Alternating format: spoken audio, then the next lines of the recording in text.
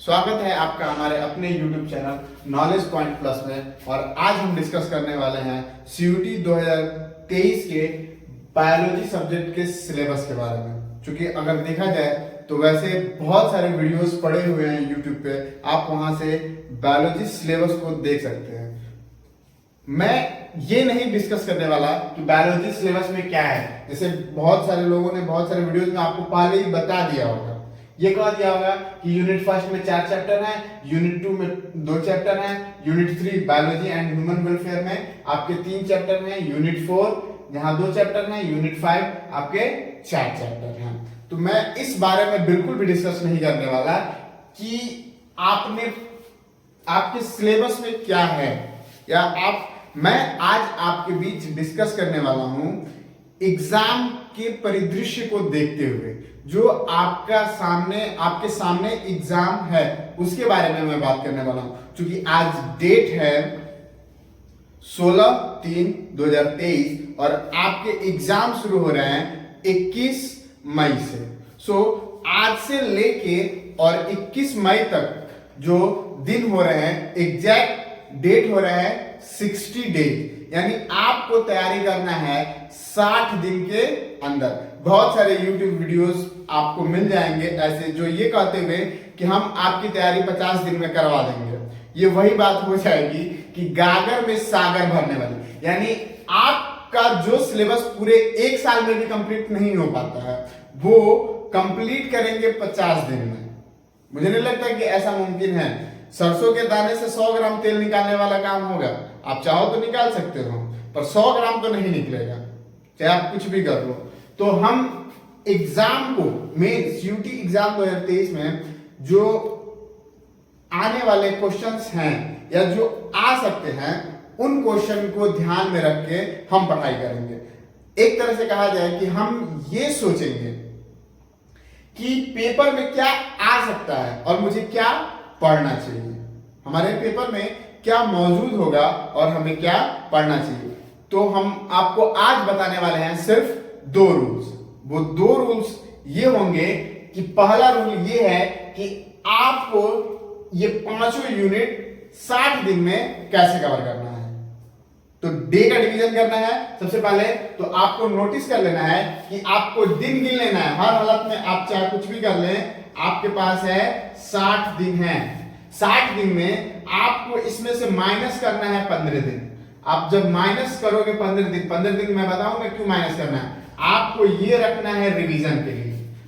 Mostly ये 15 दिन आपको अपने रिवीजन के लिए रखना है। और अब आपके पास बचते हैं 45 दिन, क्योंकि पढ़ाई में सबसे इंपॉर्टेंट चीज होता है रिवीजन। अगर आप किसी चीज को एक बार पढ़ लो और उसका रिवीजन नहीं करते हो तो फिर उसको पढ़ने का कोई मतलब नहीं है। आप चाहे कितना भी पढ़ लो, अगर आपने रिवीजन नहीं किया है तो आप उसको लंबे समय तक याद नहीं कर सकते।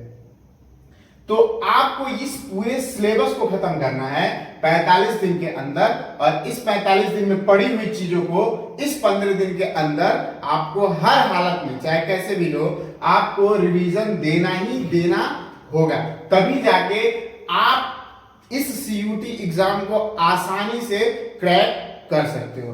तो चलिए हम शुरू करते हैं अपने पहले टॉपिक के बारे में कि हम 2 रूल में से पहला रूल हमारा क्या होगा। पहले तो हम इस जितने यूनिट्स हैं, इसके जितने सारे चैप्टर्स हैं, तो सबसे पहले हमें इसे कैटेगराइज करना होगा 3 ग्रुप में। इसे कैटेगराइज करना होगा हमें 3 ग्रुप में। पहला, हमें इसमें से छांटना होगा मोस्ट इंपॉर्टेंट चैप्टर। जिस चैप्टर से सबसे ज्यादा सवाल पूछे जाते हैं उस चैप्टर को पहले छांटना होगा। फिर उसके बाद से दूसरे नंबर पे आते हैं इंपॉर्टेंट चैप्टर, जिसमें से नॉर्मली क्वेश्चन पूछे जाते हैं, इंपॉर्टेंट क्वेश्चन पूछे जाते हैं। और तीसरा जो होगा वो आपके नॉर्मल चैप्टर होंगे, जिसको आपको पढ़ना आपको सारे चैप्टर्स हैं। इस 45 दिन के अंदर आपको सारे चैप्टर्स पढ़ने हैं, लेकिन आपको मोस्ट इंपॉर्टेंट और इंपॉर्टेंट वाले चैप्टर को बहुत ही अच्छे तरीके से पढ़ना होगा, बहुत ही अच्छे तरीके से पढ़ना होगा। तो ही जाएगा। अब जैसे मैं बात करूं रिप्रोडक्शन इन ऑर्गेनिज्म, इसमें मोस्टली आपके सेक्सुअल रिप्रोडक्शन, एसेक्सुअल रिप्रोडक्शन जिसमें बर्डिंग, बाइनरी फिजन, स्पोर फॉर्मेशन, यही सब चीजें हैं। तो ये आपके लिए उतना खास चैप्टर नहीं होगा, ये आपके लिए उतना इंपॉर्टेंट चैप्टर नहीं होगा। लास्ट ईयर पिछले साल अगर हम बात करें तो रिप्रोडक्शन इन ऑर्गेनिज्म से एक स्लॉट में बस एक क्वेश्चन पूछा था, बस 4 स्लॉट में पेपर हुए थे, तो 4 स्लॉट में से एक में उसने 1 नंबर का क्वेश्चन पूछा था। तो इसको आप नॉर्मल कैटेगरी में रख सकते हो। लेकिन वहीं पे अगर देखा जाए sexual reproduction in flowering plant, sexual reproduction in flowering plant, ये आपका बहुत ही अहम और इंपॉर्टेंट चैप्टर है, जिससे सवाल बहुत ही ज्यादा बनेंगे। कम से कम पिछले साल के पेपर के बारे में बात करें तो अलग अलग स्लॉट में क्वेश्चन के नंबर थे करीबन, किसी स्लॉट में 4, किसी में 3, किसी में 5, फिर किसी में 3 था। यानी कि एवरेज देखा जाए तो ये 4, 3, 4, 5, यानी ये आपको इजीली 3, 4, 5, 6 क्वेश्चन तक आसानी से दे सकता है। ह्यूमन रिप्रोडक्शन, ये भी एक इंपॉर्टेंट चैप्टर है। रिप्रोडक्टिव हेल्थ, ये दोनों एक ही टॉपिक, आप इसको एक साथ पढ़ सकते हो क्योंकि ये दोनों एक दूसरे से जुड़े हुए हैं। तो आपके लिए जो मोस्ट इंपॉर्टेंट चैप्टर है, सबसे पहला तो मैं यहां पे आपको लिख दे रहा हूं कि ये मोस्ट इंपॉर्टेंट चैप्टर है। दूसरा आपके ये दो मानव जनन और जन्म स्वास्थ्य, ये भी आपके मोस्ट इंपॉर्टेंट चैप्टर्स में हैं। और फिर अगर देखा जाए तो इसके बाद से जेनेटिक्स की अगर बात करें, जेनेटिक्स के जो दोनों चैप्टर्स हैं, heredity and variation, molecular basis of inheritance यानी अनुवांशिकी और विविधता, वंशानुगति का आणविक आधार, ये दोनों ही चैप्टर बहुत ही इंपॉर्टेंट हैं। ये मोस्ट इंपॉर्टेंट की कैटेगरी में आते हैं ये दोनों चैप्टर। जेनेटिक्स चैप्टर खुद, क्योंकि इससे इस जेनेटिक्स को हल्के में ना ले, इससे सबसे ज्यादा क्वेश्चन बनने हैं।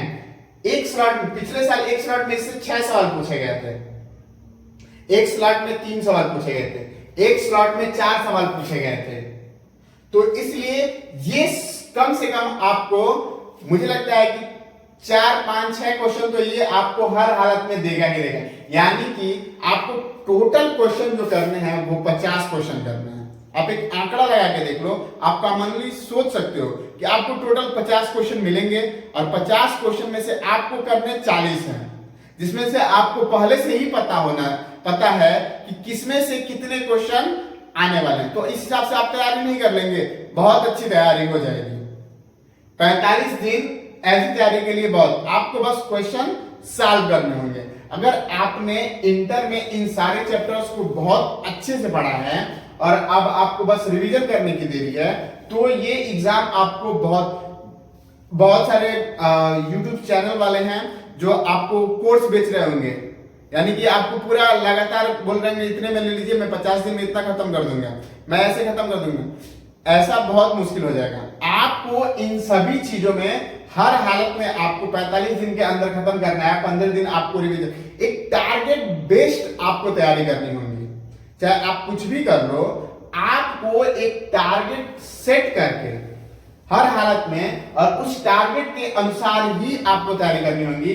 तो यहाँ पे आपके 3 sexual reproduction, human reproductive and ये मोस्ट इंपॉर्टेंट है, जेनेटिक्स ये पूरा मोस्ट इंपॉर्टेंट है, और फिर इसके बाद biology, human welfare, health and disease, ये इंपॉर्टेंट चैप्टर है। इससे क्वेश्चन पूछा जाता है, ये आपके लिए इंपॉर्टेंट की कैटेगरी में आएगा। ये आपको आराम से 3 से 4 मोस्ट इंपॉर्टेंट 3 से 4 क्वेश्चन ये देगा ही देगा। फूड प्रोसेस, ये नॉर्मल की कैटेगरी में आप आसानी से इसको रख सकते हैं, बहुत ज्यादा टफ नहीं है, तो आप इसको नॉर्मल की category. Biotechnology and it's applications, principles and process of biotechnology, जैव प्रौद्योगिकी के सिद्धांत और प्रक्रिया, application of biotechnology in health and agriculture, स्वास्थ्य और कृषि में जैव प्रौद्योगिकी का अनुप्रयोग। ये दोनों आपके लिए मोस्ट इंपॉर्टेंट की कैटेगरी में है। ये भी चैप्टर आपको मोस्ट इंपॉर्टेंट होगा। इकोलॉजी एंड इन्वायरमेंट, इकोलॉजी और इन्वायरमेंट की अगर बात करें, जिसमें ऑर्गेनिज्म एंड इन्वायरमेंट है, इकोसिस्टम है, biodiversity in and it's conservation है, एंड इन्वायरमेंटल इशू है। इन्वायरमेंटल इशू लगभग सबको ही आता है, तो इसे आप पढ़ो ना पढ़ो कोई फर्क नहीं पड़ेगा। एयर पोल्यूशन, सॉइल पोल्यूशन, वही सब चीजें फिर इकोसिस्टम, ये भी इससे क्वेश्चन आएंगे। अगर पैराग्राफ वाले क्वेश्चन बनते हैं तो इससे ज्यादा आएंगे, वरना बहुत ज्यादा क्वेश्चन नहीं पूछा जा सकता, इसलिए इसको नॉर्मल कैटेगरी में ही आप आसानी से रख सकते हो। फिर बायोडायवर्सिटी एंड इट्स कंजर्वेशन, ये आपका इंपॉर्टेंट है, जैव विविधता और इसका संरक्षण, ये इंपॉर्टेंट है। इस तरह से आप इसको मोस्ट इंपॉर्टेंट, इंपॉर्टेंट और नॉर्मल की कैटेगरी में बांट लो, और जो मोस्ट इंपॉर्टेंट है उस चैप्टर को पहले खत्म करो। क्या करना है कि उस चैप्टर को आपको पहले खत्म करना पड़ेगा, फिर उसके बाद इंपॉर्टेंट चैप्टर हम पढ़ लेंगे, फिर नॉर्मल। अब ऐसा नहीं है कि हमने मोस्ट इंपॉर्टेंट चैप्टर लिया है तो अब हमें इसमें बहुत सारे टॉपिक्स पढ़ना एक दिन के बस की बात नहीं है कि हम सोचेंगे कि एक दिन में हम एक टॉपिक उठाते हैं। हमने एक चैप्टर उठाया sexual reproduction in flowering plant. अब हमारी कैपेसिटी, सबकी अलग अलग कैपेसिटी होती है, उस कैपेसिटी के अनुसार ही वो काम करेगा, चाहे कितना भी कुछ कर ले, जितनी उसकी कैपेसिटी है वो उतना ही रोक पाएगा। तो बहुत ज्यादा आपको इसमें आप बेसिकली आप 8x3 रूल आप फॉलो कर सकते हो, बहुत ही आसान होता है। 8x3 रूल बहुत ही आसान होता है। पहला 8x3 का मतलब क्या हुआ कि आप 8x3 मतलब 24 आवर्स, आपको क्या करना है 24 आवर्स, और 24 आवर को आपको 3 भागों में बांटना है। पहले 8 घंटा पढ़ने के लिए, दूसरे 8 घंटा आप खेलो कूदो ऐश करो, जो भी करना है करो, और तीसरा 8 घंटा आप आराम से सो, क्योंकि ब्रेन को काम करने के लिए रेस्ट की जरूरत पड़ती है। आपको आपके हार्ड स्टोर को रीसेट मारना पड़ेगा, जो सोने से होगा। तो आप आराम से इसको पर डे अगर आप 8 घंटा भी पढ़ते हो ना, 8 घंटा, तो ये एग्जाम आप बहुत आसानी से निकाल ले जाओगे। बेकार में सब हवा बनाए हुए हैं पूरा कि भौकाल एकदम लगाए हुए हैं कि सीयूटी एग्जाम है, नहीं होगा अगर हमारे बैच से नहीं तैयारी करोगे, इस बैच से नहीं तैयार, ऐसा कुछ नहीं है। अगर आपने नॉर्मली अपने सिलेबस को एक बार भी पढ़ा है पूरे साल में जाहिर सी बात आपने एग्जाम दिया तो इसको पढ़ा ही होगा। दूसरे टाइम इसको रिवीजन करना है, और इस बार जब आप रिवीजन कर रहे हो तो आपका रिवीजन एकदम से टारगेट बेस्ड होना चाहिए, मतलब आप हर हालत में टारगेट सेट करके करोगे।